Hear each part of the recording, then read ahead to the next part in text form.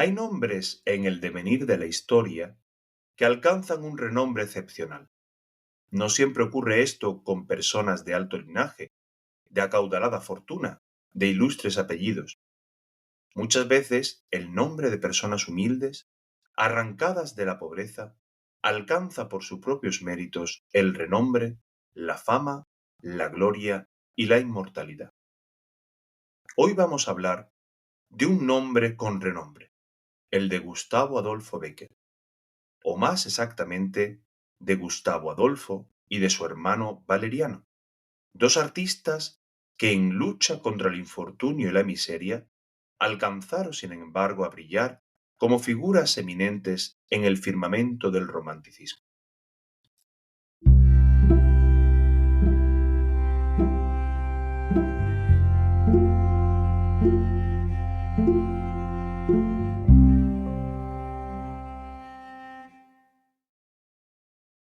Si paseando por el barrio de San Lorenzo en dirección a la Alameda de Hércules, bajáis por la calle Conde de Barajas, veréis en la fachada de la casa número 18 una lápida de mármol en la que se lee: en esta casa nació Gustavo Adolfo Bécquer. En efecto, en esa casa sevillana, cuyo aspecto no ha cambiado en siglo y medio, nació en 1836 Gustavo Adolfo, que en realidad no se apellidaba Bécquer, pues este apellido le llegaba en cuarto lugar, ya que su padre se llamaba don José Domínguez Bécquer. Gustavo Adolfo y su hermano Valeriano fueron al colegio a aprender las primeras letras en la calle Jesús del Gran Poder, en el Colegio de los Religiosos de San Francisco de Paula, que estaba enfrente de la actual iglesia de los jesuitas, en el edificio que hoy ocupa la Clínica Aránzazu del doctor Muñoz. Desde este colegio pasó Bécquer a la Escuela de Náutica de San Telmo para hacerse marino.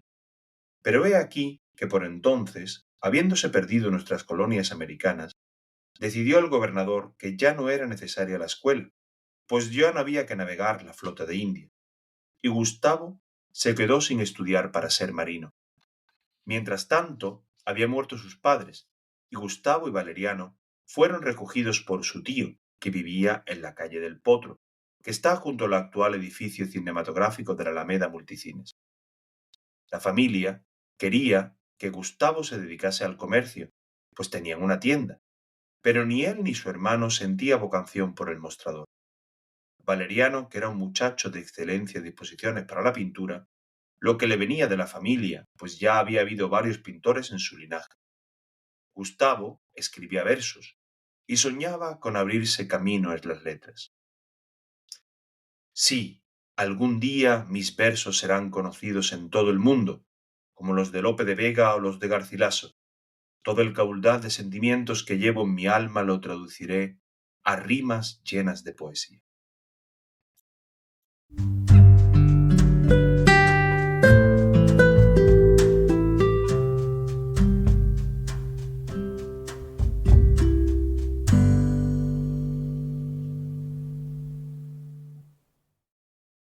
A los 18 años, Gustavo Adolfo se marcha a Madrid, sin más equipaje que una maleta de cartón con 2 camisas y un puñado de papeles escritos. Su hermano Valeriano le ha precedido y acaba de ganar una subvención del Ministerio de Fomento para dibujar los trajes típicos españoles. Gustavo Adolfo y Valeriano se hospedan en una miserable casa de huéspedes, en un cuarto piso sin ascensor y bajo un tejado que deja caer 1000 goteras sobre el pequeño aposento.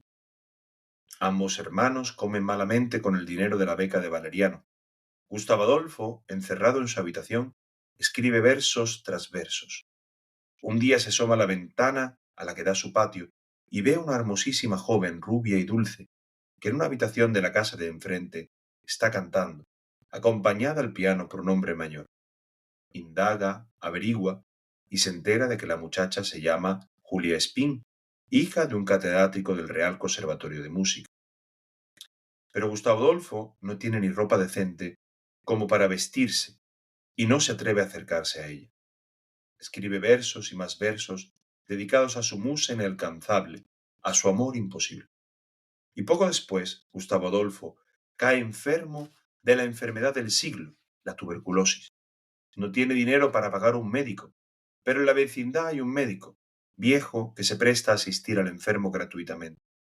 Viene acompañado por su hija, que le sirve como enfermera. Gustavo Adolfo, más por gratitud que por amor, se casa con Casta Esteban, la hija del médico, y en pocos años tiene muchos hijos. Gustavo Adolfo sigue escribiendo en plena miseria. Algunos periódicos y revistas de Madrid le publican alguna poesía o algún artículo.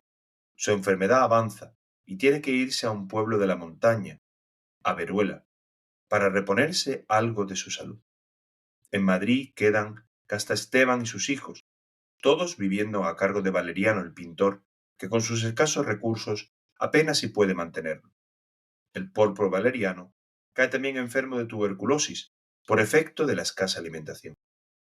En 1869 parece que va a sonreír por fin la vida a Gustavo. El financiero y político Eduardo Gasset funda la revista La Ilustración de Madrid y nombra director de ella al poeta. Ese mismo año, Gustavo se separa de Casta Esteban por motivos que se ignoran, aunque parece que ella, cansada de vivir en la más espantosa miseria, ha resuelto buscarse la vida por otro lado. Es Valeriano quien, velando por el nombre de su hermano, exige la separación. Un año más tarde, cuando Gustavo empieza a ser algo conocido como escritor y cuando empieza a vivir con una mediana comodidad, muere Valeriano, con 35 años de edad, consumido por la tuberculosis. Al regreso del entierro, un amigo le pregunta a Gustavo de qué ha muerto su hermano. ¿De qué ha muerto mi hermano? Según el certificado médico, ha muerto de muerte natural. ¿Natural morir a los 35 años? ¿Natural morir habiendo sido un gran artista pero ganando un sueldo mísero? No, mi hermano no ha muerto de muerte natural, sino que ha muerto por culpa de la injusticia de la vida.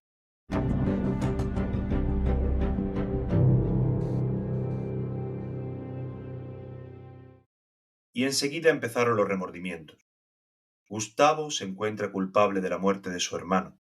Durante 16 años ha vivido a costa de Valeriano, pero además echándole al pobre hermano la carga de mantener una familia numerosa, que hasta Esteban y sus 5 hijos, y todo ello con la modestia asignación que tiene para dibujar los trajes típicos españoles para el Ministerio de Fomento y Bellas Artes.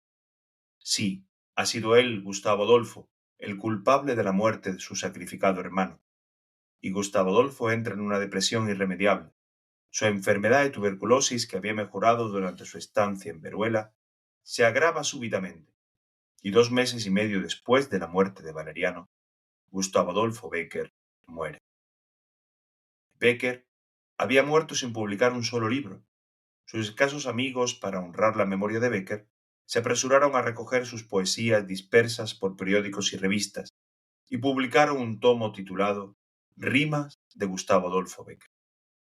El libro tuvo mucho éxito, y el poeta, que había sido ignorado casi por completo en vida, se convirtió después de muerto en un personaje glorioso y en un nombre de renombre. Las rimas de Bécquer han llenado más de un siglo de literatura española, como la principal obra de la época del Romanticismo.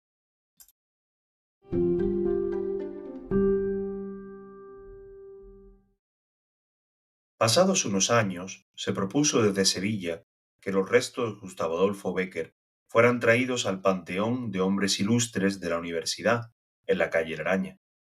Alguien dijo que si se traían los restos de Gustavo, también debían venir acompañados de los restos de Valeriano.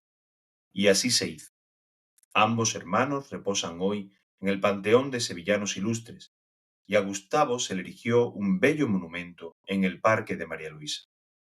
Así obtuvo en muerte la gloria que la vida le había negado. Y como la tragedia aún no termina, Casta Esteban, su mujer, anduvo por Madrid, pidiendo limosna, llevando de la mano sus 2 hijos pequeños. Aterida de frío, un día del mes de enero, la recogieron los guardias en la vía pública y la llevaron al hospital, donde murió a las pocas horas de inanición. Así de terrible es el final de esta historia. Demasiado alto precio para una gloria literaria efímera como todas las glorias de este mundo.